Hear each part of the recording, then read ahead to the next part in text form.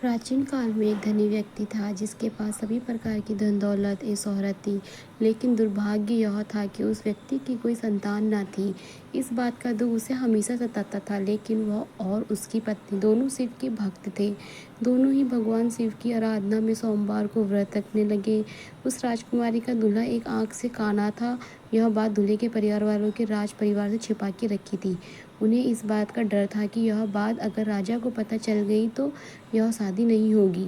इसलिए दूल्हे के घर वालों ने अमर से झूठ मूठ कर दूल्हा बनने का आग्रह किया और वह उनके आग्रह को मान न कर प्रकार राजकुमारी के साथ अमर की शादी हो गई। लेकिन वह उस राजकुमारी को धोखे में नहीं रखना चाहता था।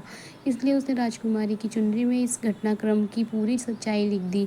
राजकुमारी ने जब अमर के साथ संदेश को पढ़ा तब उसने अमर को ही अपना पति माना और काशी से वापस लौटने तक उसका इंतजार करने को कहा। अमर और उसने मामा वहाँ से काशी की ओर चले गए। समय का पहिया आगे बढ़ता रहा। उधर अमर हमेशा धार्मिक कार्यों में लगा रहता था।